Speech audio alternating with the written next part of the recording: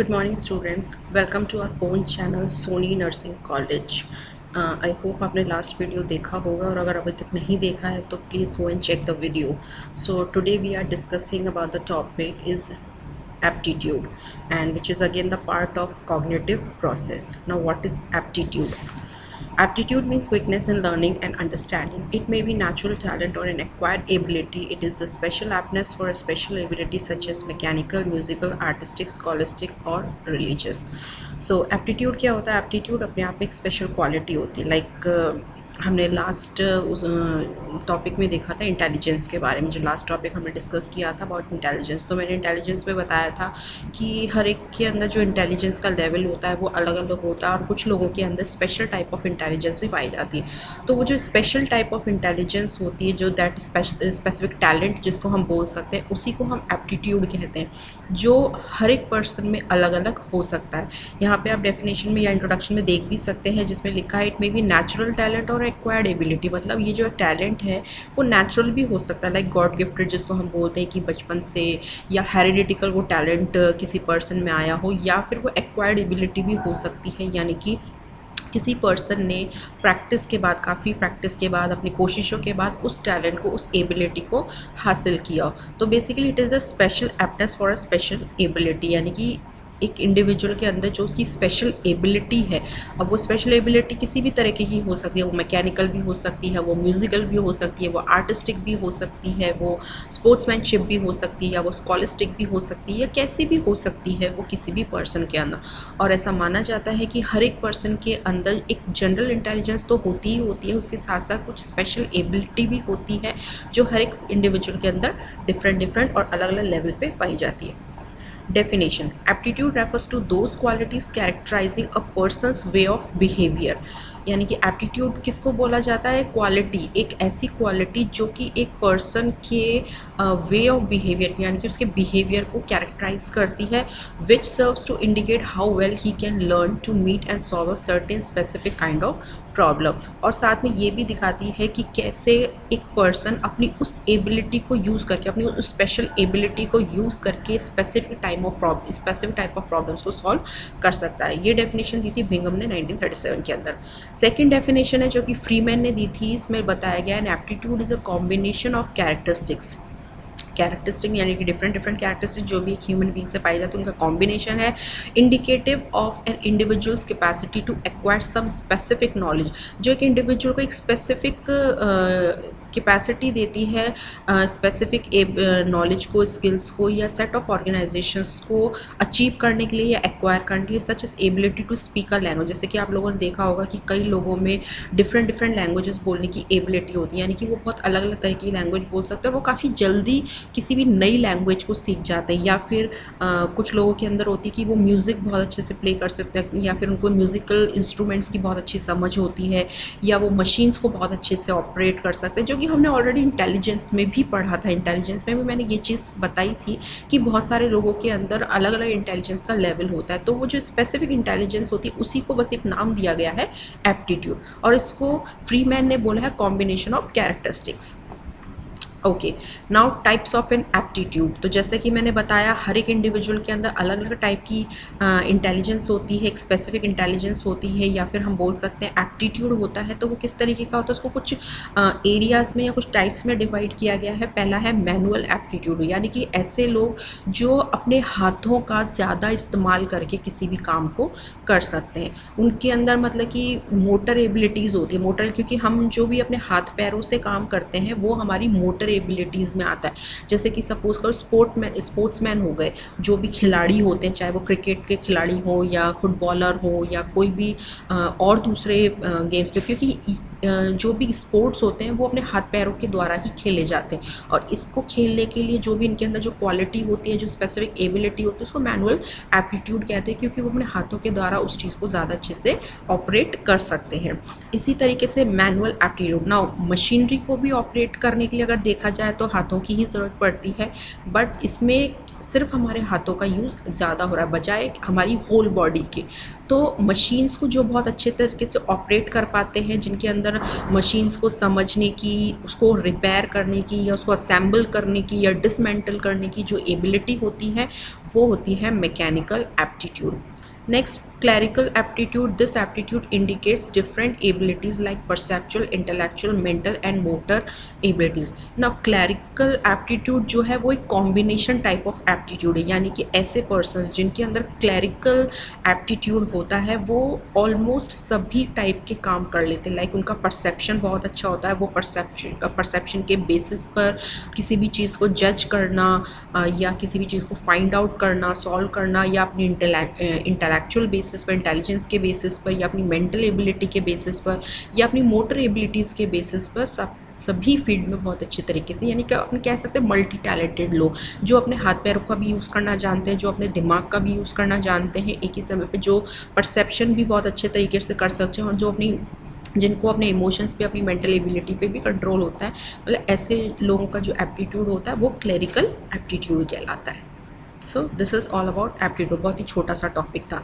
So moving on the next topic, जो कि cognitive process का लास्ट टॉपिक है, और इस लास्ट टॉपिक के अंदर हम देखेंगे application of cognitive process in nursing profession. यानी कि नर्सिंग प्रोफेशन के अंदर अब तक जो भी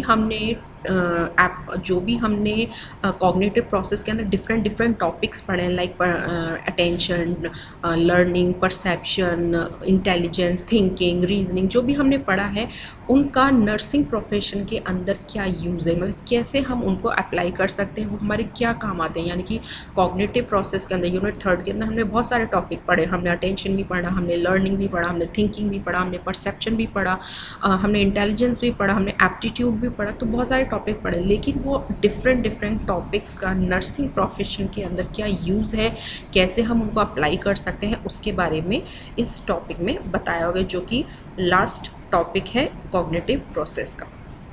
तो सबसे पहले हम देखेंगे नर्सिंग इम्प्लीकेशन ऑफ अटेंशन, यानी कि अटेंशन का नर्सिंग में क्या रोल है। ऑब्वियसली नर्सिंग प्रोफेशन एक ऐसा प्रोफेशन है जिसमें वाकई में बहुत ज़्यादा ध्यान से काम करने की ज़रूरत पड़ती है। लाइक अगर आपका अटेंशन नहीं है, अगर आपने प्रॉपर अटेंशन नहीं दिया है अपने पेशेंट पे, या आप कोई भी प्रोसीजर कर रहे हैं उस वक्त अगर आपने अपने पेशेंट को ठीक तरीके से अटेंड नहीं किया है, उस पर आपका ध्यान नहीं है इंजेक्शन लगाते वक्त या कोई भी प्रोसीजर करते टाइम पे, तो वहाँ पे चूक हो सकती है, वहाँ पे कोई गड़बड़ हो सकती है, आपसे कोई गलती हो सकती है। तो मेंटल अलर्टनेस के लिए देखा जाए तो अटेंशन बहुत ज़्यादा ज़रूरी है। नाउ फर्स्ट पॉइंट यहाँ पे देखेंगे, attention helps in bringing mental alertness and preparedness. Attention अपन को क्या प्रोवाइड करती है, मेंटल अलर्टनेस, यानी कि हम मेंटली क्या है, अलर्ट है, मेंटली अवेक है एंड प्रिपेयर है किसी भी काम को करने के लिए। As a result the nurse becomes mentally alert and tries to exercise one's mental power effectively. और जब हम मेंटली अलर्ट होते हैं तब हम पूरे ध्यान के साथ किसी भी काम को, अपनी पूरी मेंटल पावर के साथ उस काम को बहुत अच्छी तरीके से कर सकते हैं। Then second point, attention helps the nurse to concentrate by focusing consciousness on one object at a time.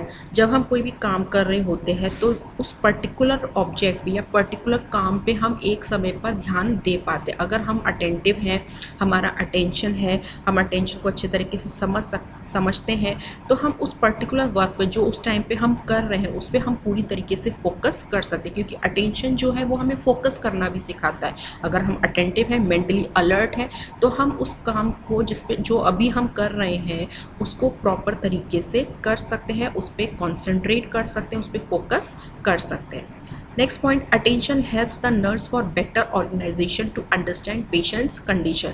जब पेशेंट की कंडीशन की बात आती है तो उसके लिए ज़रूरी है कि आप सारी चीज़ों पे ध्यान दें कि पेशेंट की कंडीशन क्या है, पेशेंट क्या कहना चाह रहा है, उसके सिम्टम्स क्या आ रहे हैं, इनको आप अटेंटिवली अटेंड करें। जब हम इन पे ध्यान देते हैं, अटेंशन देते हैं, तब हम उसकी कंडीशन को, पेशेंट की कंडीशन को अच्छे तरीके से समझ पाते हैं, और उसके हिसाब से ही, पेशेंट की कंडीशन के हिसाब से ही हम जो है उसका जो प्लान है, जो भी हम नर्सिंग केयर देने वाले हैं उसको प्लान आउट कर पाते हैं। Next, attention provide strength and ability to continue the task of cognitive functioning. तो अटेंशन हमें क्या प्रोवाइड करता है, स्ट्रेंथ और एबिलिटी प्रोवाइड करता है, जिससे कि हम मेंटल फंक्शनिंग या कॉग्निटिव फंक्शनिंग को अच्छे तरीके से कर पाते हैं। The nurse can use attention for evoking not only voluntary but involuntary attention. जब मैंने आपको attention पढ़ाया था तो मैंने attention के types भी बताए थे, voluntary and involuntary. Voluntary जिसमें कि हमें effort लगाना पड़ता है, और involuntary जिसमें हमें effort नहीं लगाना पड़ता, ऑटोमेटिकली हमारा जो ध्यान है वो उस पर्टिकुलर चीज़ की तरफ जाता है because of their high intensity, because of their strength. तो यहाँ पे क्या है, हम अटेंशन जो है हमारी मदद करती है, चाहे हमारा वॉलेंट्री अटेंशन हो या इनवॉलेंट्री अटेंशन हो, दोनों को ही इवोक करने में. सो this is the nursing implication of attention. Next देखते हैं हम nursing implication of perception. So perception भी मैंने बताया था. परसेप्शन क्या होता है, यानी कि किसी भी चीज़ को परसीव करना, जो यूजुअली जब हम इस दुनिया में रहते हैं तो अब इस दुनिया को ऑब्जर्व करना, या हमारे सराउंडिंग्स में जो भी हो रहा है उनको हम अपने सेंस ऑर्गन्स के द्वारा ही परसीव कर पाते. तो परसेप्शन का मतलब होता है किसी भी चीज़ को परसीव करना, ग्रहण करना थ्रू आवर सेंस ऑर्गन. अब यहाँ पे ये भी ज़रूरी है कि नर्सिंग इम्प्लीकेशन में परसेप्शन कैसे काम करता है, इसके बारे में हमें पता होना चाहिए. सो फर्स्ट पॉइंट देखेंगे, accurate perception and observation are very important for a nurse to provide quality care to a patient. किसी भी पेशेंट को अगर हमें क्वालिटी केयर देनी है, उसको अच्छी केयर देनी है, तो उसके लिए ज़रूरी है कि हमारा परसेप्शन और हमारा ऑब्जर्वेशन दोनों ही बहुत एक्यूरेट होना चाहिए. All nursing activities require accurate observation and perception. ये हम सब जानते हैं कि जब भी हम कोई नर्सिंग एक्टिविटी कर रहे हैं, क्योंकि नर्सिंग अपने आप में एक पूरा ही प्रैक्टिकल प्रोफेशन है और इसमें बहुत सारे प्रोसीजर्स हमें करने पड़ते हैं. जब हम पेशेंट की केयर कर रहे होते हैं उस टाइम हम बहुत सारे प्रोसीजर्स कर रहे होते हैं. तो ऐसे में हमारे लिए ज़रूरी हो जाता है कि हम कोई भी अगर एक्टिविटी कर रहे हैं, प्रोसीजर कर रहे हैं, उस टाइम पे हमारा परसेप्शन और हमारा ऑब्जर्वेशन दोनों ही एक्यूरेट होना चाहिए. जैसे कि यहाँ पे एग्जाम्पल में दे रखा है चेकिंग वाइटल साइन. अब वाइटल साइन सबको पता है, टेम्परेचर, बीपी, पल्स, रेस्पिरेशन, ये सब वाइटल साइंस होते हैं. तो जिस टाइम पे अगर हम किसी पेशेंट का वाइटल साइन मेजर कर रहे हैं, सपोज करो आप बीपी ले रहे हो, अब बीपी लेते टाइम आपका ध्यान नहीं, आप ले रहे हो बीपी लेकिन आप उसको ठीक से सुन नहीं रहे हो, उसको ठीक से आप ध्यान नहीं दे रहे हो, तो क्या होगा, इसमें मिसलीडिंग हो सकती है. यानी कि आपने जो बीपी है वो गलत ले लिया और आपने रिपोर्ट भी उसको गलत ही कर दिया. तो ऐसे टाइम पे हमारा परसेप्शन और हमारा ऑब्जर्वेशन दोनों एक्यूरेट होना ज़रूरी है, ताकि हम जो भी वाइटल साइन रिकॉर्ड कर रहे हैं वो एक्यूरेट करें. इसी तरीके से असेसिंग पेशेंट को असेस करते वक्त भी बहुत ज़रूरी कि आप पेशेंट की कंडीशन को ध्यान से ऑब्जर्व करें, उसको पेशेंट को ध्यान से परसीव करें, जो भी सिम्टम्स हैं, जो भी साइन आ रहे हैं वो ध्यान से हम परसीव करें. एडमिनिस्ट्रिंग मेडिकेशन, अगर मेडिकेशन आपने गलत दे दी तो इसमें लीगल कॉम्प्लिकेशंस भी हो सकते हैं.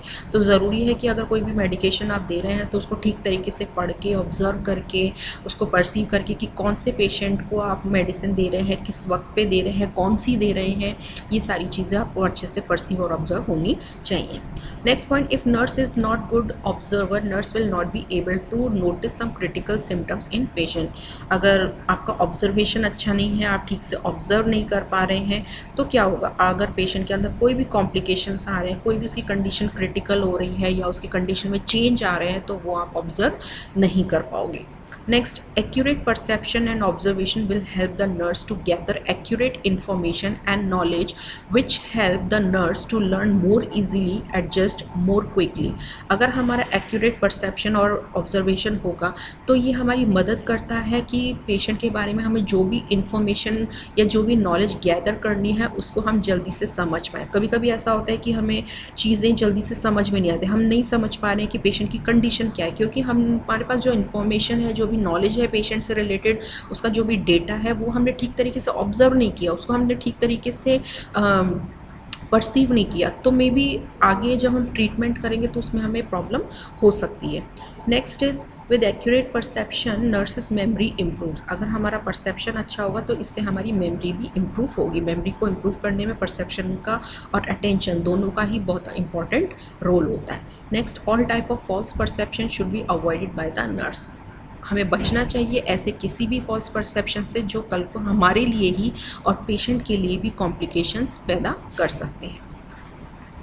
नेक्स्ट देखेंगे नर्सिंग इम्प्लीकेशन ऑफ लर्निंग. तो लर्निंग क्या होती है, यानी कि जो भी हम सीखते हैं, यानी लर्निंग हमारी कब से, जब से हम इस दुनिया में कदम रखते हैं, जब से हम इस दुनिया में पैदा होते हैं, और पैदा होने से लेके जब तक हम इस दुनिया में जी रहे हैं मतलब मरने तक हमारी लर्निंग जो है वो चालू रहती है। तो लर्निंग जो है वो एक कंटिन्यूस एक लाइफ लॉन्ग प्रोसेस है कि जब तक हम हैं इस दुनिया में तब तक हमारी लर्निंग चलती रहेगी।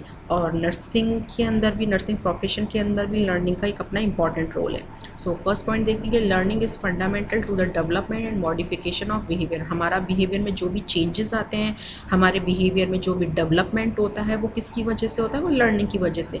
हम इनफैक्ट जो भी कर रहे हैं, हम जो भी अब तक इतने बड़े होने के बाद इतने बड़े हो गए हैं और हम जो भी करते हैं वो सब किसका नतीजा है? वो लर्निंग का ही नतीजा है। Thus learning process is useful in many academic as well as clinical situation. इसलिए लर्निंग बहुत इंपॉर्टेंट है, चाहे हम अकेडमिक क्वालिफिकेशन ले रहे हों या चाहे हम क्लिनिकल सिचुएशन के अंदर हो, क्लिनिकल प्रैक्टिस कर रहे हो, सब में ही लर्निंग बहुत इंपॉर्टेंट है और उसका एक बहुत ही यूजफुल पावरफुल यूज़ है।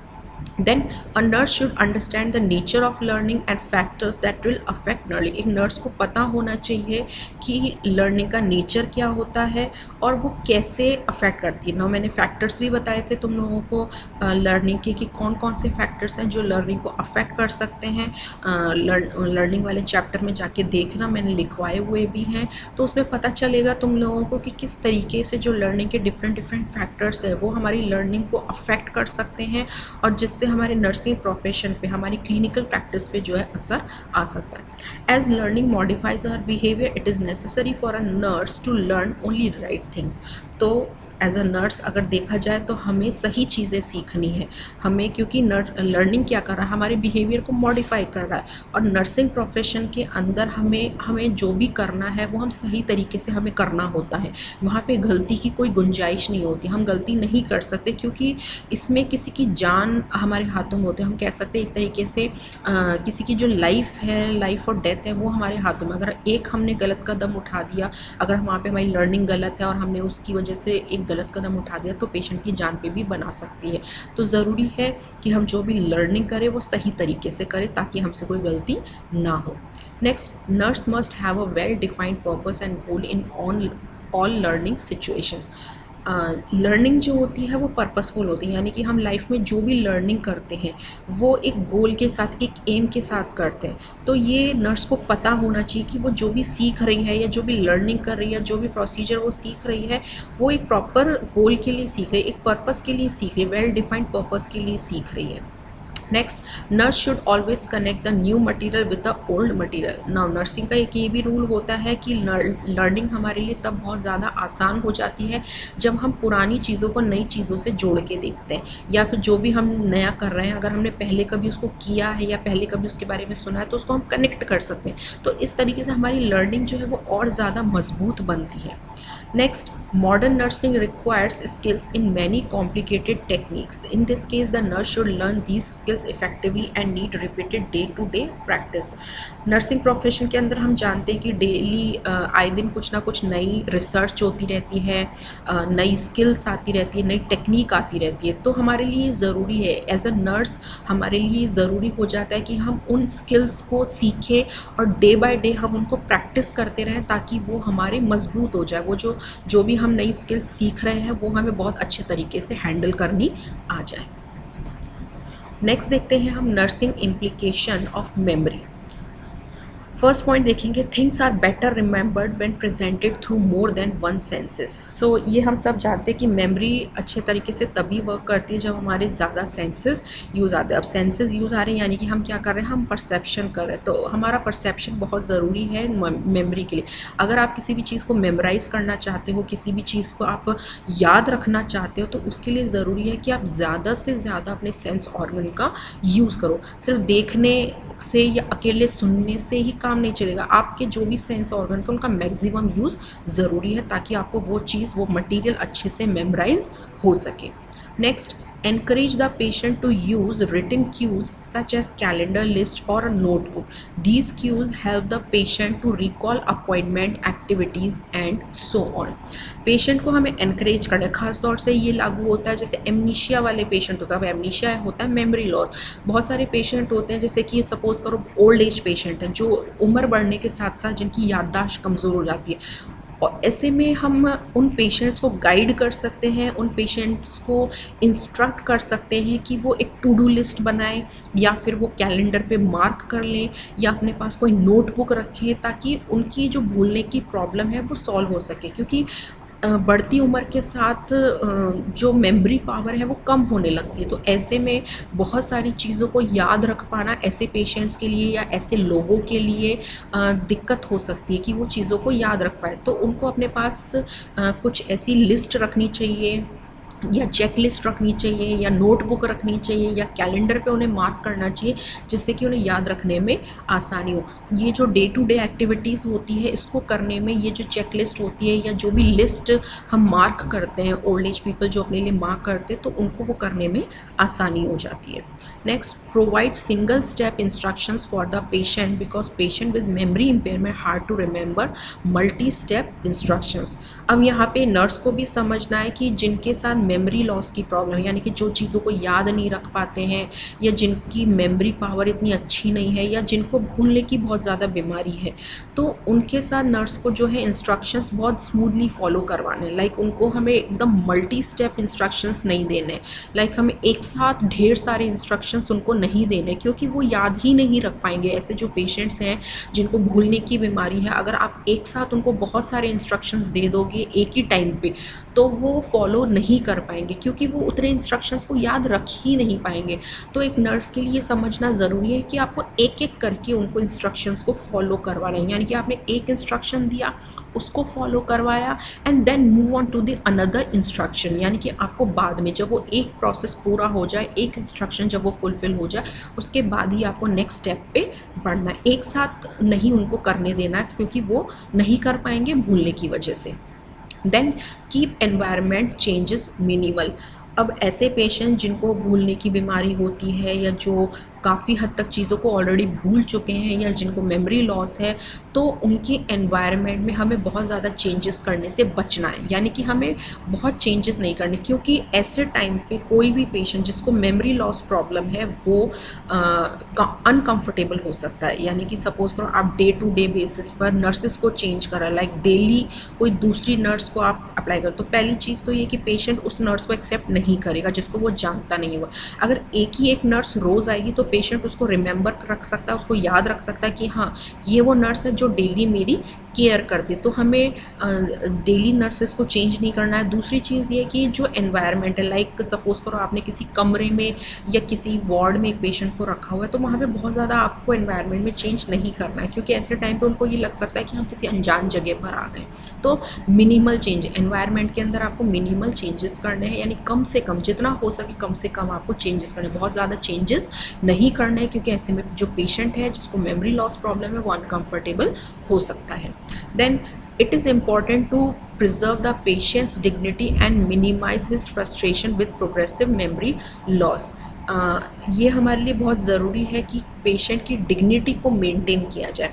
अगर आप पेशेंट को इंसल्ट करोगे, पेशेंट को डांटोगे, उसको गुस्सा करोगे, वो चीज़ों को याद नहीं रख पा रहा है इसके लिए आप उसके ऊपर चिल्लाओगे, तो वो फ्रस्ट्रेट हो सकता है और उसकी मेमोरी लॉस जो है वो ज़्यादा बढ़ सकता है। तो हमें कोशिश ये करनी है कि जिन पेशेंट्स को मेमोरी लॉस की प्रॉब्लम है, मेमोरी इम्पेयरमेंट की प्रॉब्लम है, उनके साथ आपको बहुत ही सॉफ्टली, बहुत ही पेशेंटली आपको उनके साथ पेश आना है, बहुत ही आराम से उनके साथ उनको डील करना है, ताकि वो फ्रस्ट्रेट ना हो और उनकी मेमोरी लॉस की प्रॉब्लम जो है वो ज़्यादा ना बढ़े। Now nursing implication of thinking. First point, the nurse should meet problems directly instead of shifting responsibility to another person। अब यहाँ पे क्या है बताया गया है कि नर्स की थिंकिंग पावर जो है वो कैसे नर्सिंग प्रोफेशन के अंदर। नाउ थिंकिंग एक ऐसा प्रोसेस है जो 24 आवर्स चालू रहता है। हम अपने दिमाग में कुछ भी सोच सकते हैं। हमारा जो माइंड है, हमारा जो ब्रेन है, वो किसी भी तरीके से बाउंड नहीं होता है कि हम वो नहीं सोचें। लेकिन अगर हम बहुत ज़्यादा सोचेंगे तो कई बार होता है कि उसका हमारे काम पे असर पड़ सकता है। तो यहाँ पे नर्स को ये समझना है, ये सोचना है कि जो भी उसकी रिस्पॉन्सिबिलिटी है वो उसे खुद ही पूरा करे, बजाय दूसरों के करने के। कई बार होता है कि बहुत सी नर्सेज, या सिर्फ नर्सेज ही नहीं बल्कि बहुत सारे लोग ऐसे होते हैं, आप जैसे और हम जैसे बहुत सारे लोग ऐसे होते हैं, जब हम ये सोचते हैं कि अपना काम दूसरों दूसरों पे टाल देते हैं कि वो कर देगा। तो हमें ये नहीं करना है, क्योंकि दूसरा अपने हिसाब से करेगा, लेकिन हमें जिस तरीके से काम करवाना है, जिस तरीके से हमें काम चाहिए, वो हम खुद ही कर सकते हैं। तो ये हमारे सोचने के ऊपर है कि हम कैसे अपना काम कर सकते हैं और कितने अच्छी तरीके से उसे कर सकते हैं। अपनी रिस्पॉन्सिबिलिटी को दूसरों पे नहीं डालना है। Then the job of a nurse requires a lot of thinking. Nursing profession एक ऐसा प्रोफेशन होता है कि जब वो एक पेशेंट की केयर कर रही होती है तो उसे बहुत कुछ सोचना पड़ता है। The nurse use thinking to understand rational behind each problem और प्रोसीजर। ये हम सबको पता है कि जब भी हम कोई प्रोसीजर कर रहे हैं या कोई प्लान तैयार कर रहे हैं, एक नर्सिंग केयर प्लान तैयार करते हैं, तो उस टाइम पे हमें रैशनलाइज थिंकिंग करनी होती है। यानी कि कोई भी प्लान करते टाइम पे हमें उस प्लान का रीज़न पता होना चाहिए कि हम ये जो प्लानिंग कर रहे हैं वो किस पर्पस के लिए कर रहे हैं, वो क्यों कर रहे हैं और उससे क्या फ़ायदा होगा। ठीक है, तो हमेशा रैशनलाइज थिंकिंग नर्स को यहाँ पे करनी पड़ती है जब वो पेशेंट की केयर दे रही होती है। Then in order to think correctly a nurse should have educate knowledge and experience. तो ऑब्वियस सी बात है, हमें थिंकिंग के बारे में भी पता होना चाहिए। अब सब सोचते हैं कि थिंकिंग तो क्या है, थिंकिंग थिंकिंग ही है, सोचते हैं, ठीक है, सबका दिमाग चलता है, लेकिन सही तरीके से सोचना भी अपने आप में एक आर्ट है। अगर हम सही तरीके से सोच रहे हैं, एक राइट डायरेक्शन में सोच रहे हैं, तो वो जो थिंकिंग है वो ज़्यादा हमारी इफ़ेक्टिव हो सकती है। क्योंकि ठीक है, थिंकिंग है, हम कुछ भी सोच सकते हैं, लेकिन हमें अपनी थिंकिंग पे कंट्रोल होना ज़रूरी है। स्पेशली जब हम एक हॉस्पिटल में काम कर रहे हैं, एक पेशेंट की केयर कर रहे हैं एज अ नर्स, तो उस टाइम पे हमारी थिंकिंग जो है वो एक कंट्रोल्ड थिंकिंग होनी चाहिए। क्योंकि हमारा जो मेन फोकस है वो क्या होना चाहिए, पेशेंट की केयर पे ध्यान देना और उसको सही केयर प्रोवाइड करना। तो ऐसे में हमें कौन सी थिंकिंग करनी है, कंट्रोल थिंकिंग। और कंट्रोल थिंकिंग मैं ऑलरेडी बता चुकी हूँ। कंट्रोल थिंकिंग में हम क्या करते हैं, एक पर्टिकुलर चीज़ के ऊपर, एक पर्टिकुलर टास्क के ऊपर फोकस करते हैं। ठीक है, next logical thinking helps to think correctly. अब ये भी बात सही है, रीजनिंग या लॉजिकल या रैशनलाइजेशन कुछ भी आप बोल सकते हो, ये जो थिंकिंग होती है वो हमें सही सोचना सिखाती है। लाइक जैसे कि मैंने अभी बताया कि जब हम नर्सिंग केयर प्लान बनाते हैं, तो नर्सिंग केयर प्लान बनाने के लिए हम जो भी प्लानिंग कर रहे हैं वो रैशनलाइज होनी चाहिए, यानी कि उसके पीछे लॉजिक होना चाहिए। तो उस टाइम पे हम क्या सोचेंगे, हम ऐसी चीज़ों को सोचेंगे जो वाकई में बेनिफिट दे किसी भी पेशेंट को, किसी भी पेशेंट को प्रॉफिट दे। ठीक है ना, तो लॉजिकल थिंकिंग जो है वो हमें सही तरीके से सोचना सिखाती है। A nurse should try to think a definite goal with a definite purpose. और लॉजिकल थिंकिंग ही ऐसी है जो हमें एक डेफिनेट पर्पस के लिए सोचना सिखाती है। जैसे कि मैंने बताया कंट्रोल थिंकिंग, तो कंट्रोल थिंकिंग में क्या कर रहे हैं, हम एक टास्क के ऊपर फोकस कर रहे हैं और हम एक कंट्रोल्ड प्रोसेस में अपनी थिंकिंग, यानी हम आलतू फालतू कुछ नहीं सोच रहे हैं, बेकार का कुछ दिमाग नहीं लगा रहे हैं, हम मेन उस चीज़ पर फोकस कर रहे हैं जो हमें पर्पस अचीव करना है, जो हमें गोल अचीव करना है। ठीक है, next is nursing implication of intelligence. First point, knowledge about the nature of intelligence and its measurement. It is useful to the nurse in understanding herself, her colleagues as well as her patient. So intelligence का nature समझने के लिए, या फिर intelligence अपने आप में है क्या, इंटेलिजेंस है किसी को समझना।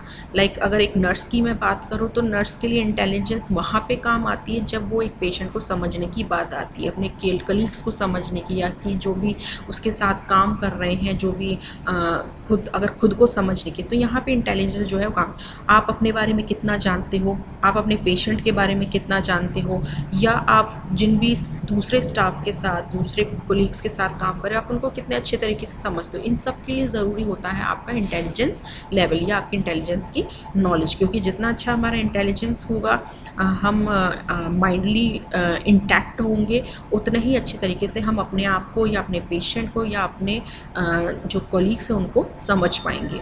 नेक्स्ट, नर्सेज एक्सप्लेनेशन और guidance to the patient would be according to the patient's intellectual level.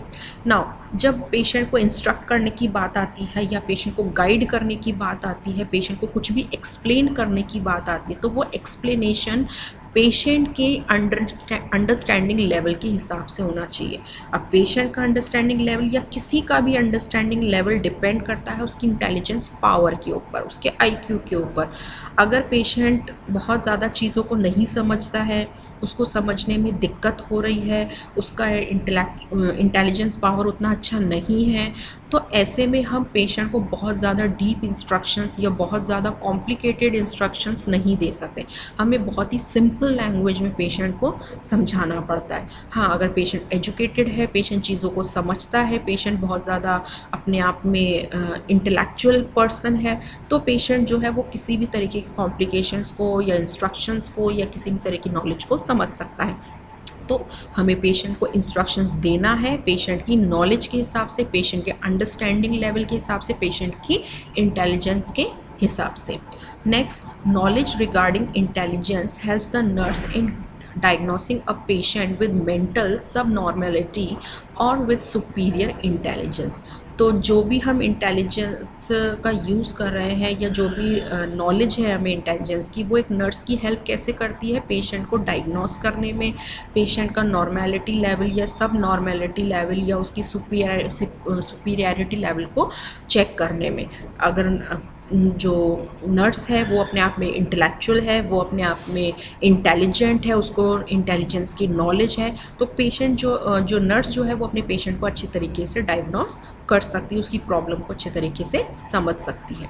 Next, knowledge about abnormalities in newborn and development of their intelligence helps the nurse in providing suitable care. अगर बच्चों की बात करें, newborn की बात करें, newborn में abnormalities की बात करें, तो यहाँ पे भी हमारी इंटेलिजेंस काम करती है, क्योंकि पेशेंट चाहे छोटा बच्चा हो, कोई जवान व्यक्ति हो, कोई भी बूढ़ा व्यक्ति हो, कोई भी एज ग्रुप का पर्सन क्यों ना हो, हाँ, एक नर्स का इंटेलिजेंस लेवल ही ये बता पाता है कि वो कितने अच्छे तरीके से किसी भी एबनॉर्मलिटी को आइडेंटिफाई करके उसको ट्रीट करने में उसकी हेल्प कर सकती है। सो इसलिए इंटेलिजेंस जो है नर्सिंग प्रोफेशन में ज़रूरी है। Next, nursing implication of aptitude. तो अभी मैंने लास्ट टॉपिक जो कॉग्निटिव प्रोसेस का पढ़ाया था वो एप्टीट्यूड ही था। एप्टीट्यूड यानी कि स्पेशल एबिलिटी या स्पेशल स्किल। तो ये क्यों ज़रूरी है? Knowledge of the aptitude, their measurement and conditions will be helpful to the nurse to develop a proper aptitude for her profession. So profession की जब बात करते हैं नर्सिंग प्रोफेशन की, तो इसमें होती हैं स्किल्स। जितना अच्छा किसी की स्किल होगी उतनी ही अच्छी हमारा नर्सिंग प्रोफेशन बनेगा। यानी कि हमारे को क्या डेवलप करना है, अपनी स्किल्स को डेवलप करना, और स्किल्स को डेवलप करने के लिए हमारा एप्टीट्यूड होना ज़रूरी है, यानी कि एक स्पेशल काइंड ऑफ इंटेलिजेंस हमारे लिए ज़रूरी है, ताकि हम अपनी एबिलिटीज़ को ज़्यादा एनहेंस कर सकें, अपनी एबिलिटीज़ को, अपनी स्किल्स को अच्छे तरीके से डेवलप कर सकें। The knowledge of the aptitude will also give her optimism in her own future success. अगर हमारा एप्टीट्यूड अच्छा होगा, यानी कि हमारी जो स्किल्स हैं वो अच्छी होंगी, वो हमारी जो हमारा जो एप्टीट्यूड अगर वो अच्छा होगा, तो ये हमें एक पॉजिटिविटी देता है, एक ऑप्टिमिज्म देता है, यानी कि हम आशावादी बनते हैं अपने फ्यूचर को लेके, फ्यूचर की सक्सेस को लेके। हम जितने ज़्यादा स्किल्ड होंगे, जितने ज़्यादा हम इंटेलिजेंट होंगे या इंटेलिजेंसी के साथ काम करेंगे, उतना ही ज़्यादा हमारे चांसेस बढ़ जाते हैं फ्यूचर में सक्सेस होने के। Next, if nurse has an aptitude for her profession she can be a successful nurse. वही सेम चीज़ है कि अगर नर्स को अपने एप्टीट्यूड के बारे में, अपने प्रोफेशन के बारे में स्किल्स प्रॉपर है, यानी कि अगर वो अपने प्रोफेशन को लेके काफ़ी स्किलफुल है, उसको बहुत अच्छी तरीके से अपने प्रोसीजर्स करने आते हैं, तो ये किसी भी नर्स के लिए सक्सेस का कारण हो सकता है, वो सक्सेस हो सकती है, उसका करियर जो है वो एज अ क्वालिफाइड नर्स जो है वो सक्सेस हो सकता है। So this is implication. So I hope आपको ये टॉपिक समझ में आया होगा, and this is all about a unit 3 cognitive process. आपकी जो कॉग्निटिव प्रोसेस की यूनिट है वो फिनिश हो गई है, जिसमें हमने सारे टॉपिक्स कवर करे हैं ऑलमोस्ट। और कोई भी टॉपिक अगर आपका छूटा है तो आप प्रीवियस वीडियो में जाके देखो, उसको सुनो कि मैंने क्या एक्सप्लेन करने की कोशिश की है, तो वो तुम्हारे लिए काफ़ी हद तक हेल्पफुल हो सकता है। Okay, thank you.